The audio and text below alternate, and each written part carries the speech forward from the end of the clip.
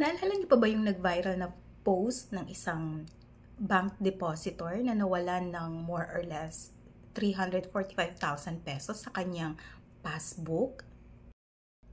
Although deleted na po yung post ng depositor na nagsabing nawalan nga siya ng pera sa online or electronic banking, at sinabi nga ng bangko na re-resolbahin na lang daw nila yung issue na to with the family ng depositor.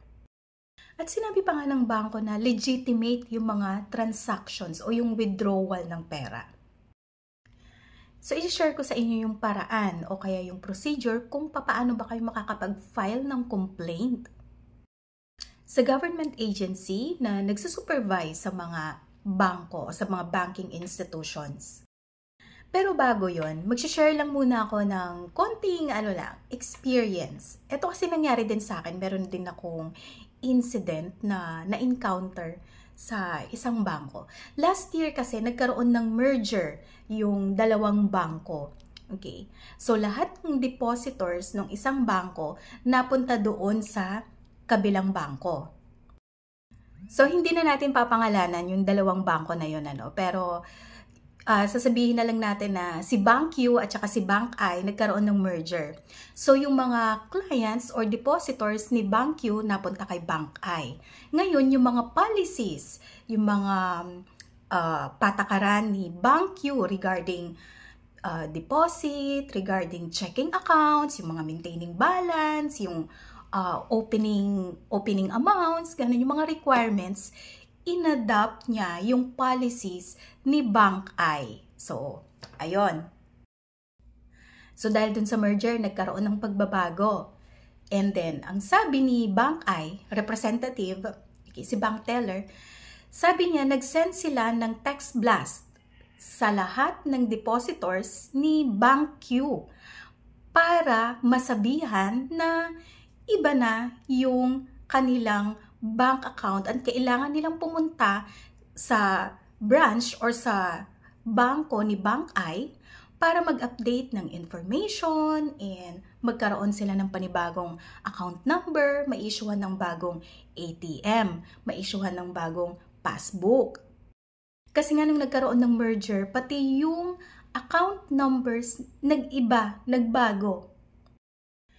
So dahil wala naman akong natanggap na text or email na pareho namang nakalagay yon, yung contact information ko na yon sa bangko, okay lang, wala akong ginawa.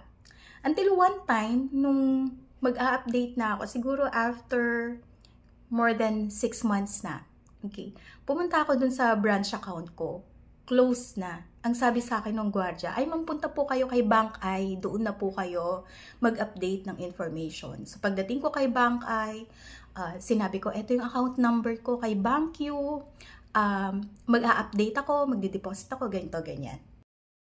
So pagdating ko kay Bank I, ang sabi sa akin ng bank teller, ay ma'am, na-deduct po yung ganitong amount sa account mo for as penalty kasi nag-fall siya below the maintaining balance.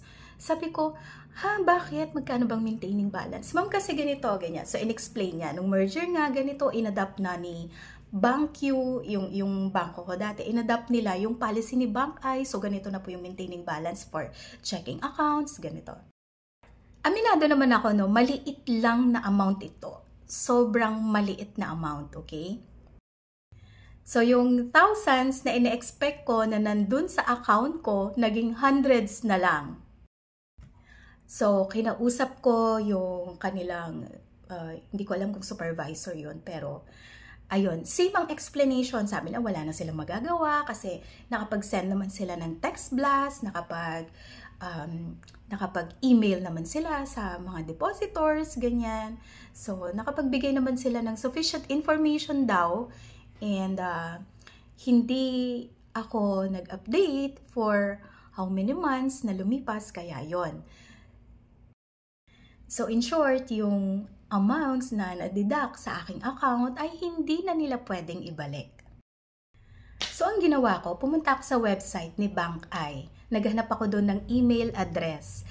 I think kinuha ko rin yung email address ng kanilang legal department. So, sinabi ko dun sa email, kinuwento ko yung nangyari. Sabi ko, na-deduct yung account ko ng ganitong amount and wala akong alam na nagkaroon ng pagbabago sa inyong procedure kasi initially, hindi ganito yung patakaran or yung rules nung nag-open ako ng account kay BankQ. So, yung sinasabing merger, kaya nagbago yung procedure, yung minimum account opening, yung maintaining balance. Yung merger na yun, hindi ako na-advise, hindi ako na-inform. Sabi ko, wala akong na-receive na text or email. So, maliban sa mga representative ni BankI na in-email ko, nilagay ko rin yung email address or copy furnished sa Bangko Sentral ng Pilipinas. Nilagay ko doon yung email address ni BSP. So bakit ko isinama sa aking email ang BSP? Kasi si Bangko Sentral ng Pilipinas ay ang government agency na nag-supervise sa mga banking institutions.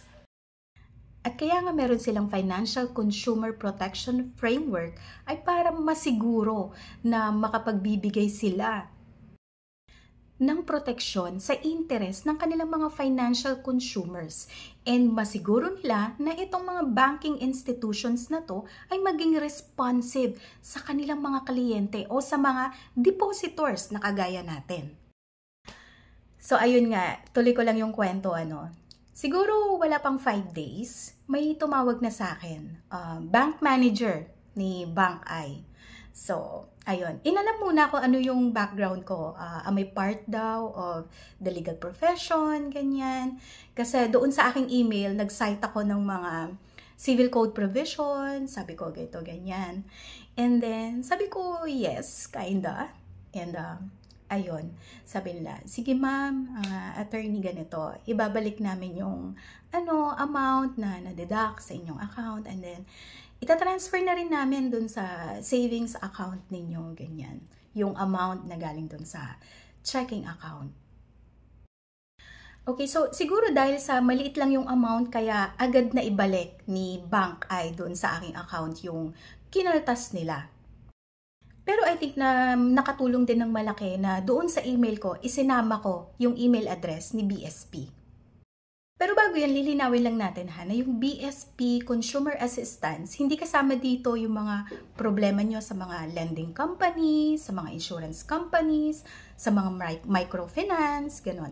Iba po yung government agency yung nagre-regulate sa kanila. So kung ang issues ninyo, concerns ninyo ay may kinalaman sa bangko, sa pawn shop,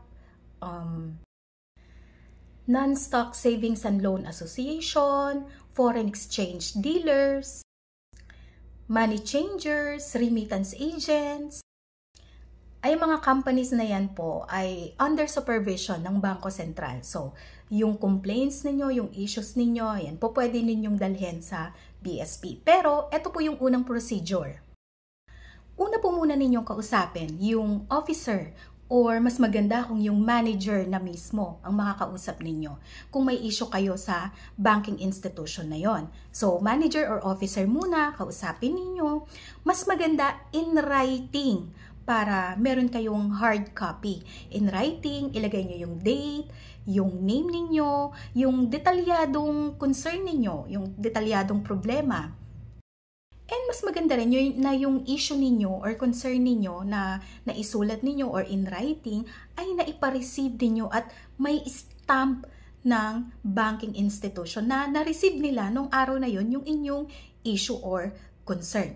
Hindi nyo na kailangang ilagay doon yung inyong account number, yung PIN, or whatever. Hindi na kailangan yon. Hindi na kailangan ilagay yung card number, hindi na yon.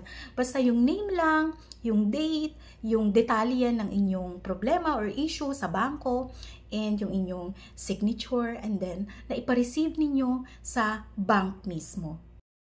Ngayon, what if nakausap na ninyo si manager o kaya si legal representative ng bank pero walang nangyari, hindi na resolve yung inyong issues? Anong gagawin ninyo? Okay, dito na tayo sa step 2. Kapag na-process na yung inyong complaint, magbibigyan kayo ng case reference number. At kailangan nyo ning mag-attach ng supporting document. Kagaya nga nung nabanggit natin kanina, yung duly received or may stamp na na-receive ng bangko, yung inyong written complaint. Yon, i-attach nyo yung PDF copy nun. Pero what if wala kayong PDF copy nun? Pwede naman kayong mag-fill up ng CIR form. CIR, Complaints, Inquiries, and Request Form. Mada-download ninyo ito sa website ng Bangko Sentral. Ang processing time nito ay 7 working days kapag nare-receive na ni BSP yung complete document supporting your complaint. Pero kung yung issue ninyo, yung concern ninyo ay pending na, isang kaso at pending na ito sa isang korte, ganon, hindi na siya sakop ng BSP, hindi na kayo i-entertain ng Bangko Sentral. Ganon din kapag ang issue ninyo ay tungkol sa labor or employment case, hindi rin ito i-entertain ng BSP. Labor or employment, ibig sabihin, halimbawa, empleyado kayo ng bank, tapos tinanggal kayo, ayun, pwede ba kayong lumapit sa BSP? No. So, ang ilalapit nyo lang dito, yung mga violation ng banking laws.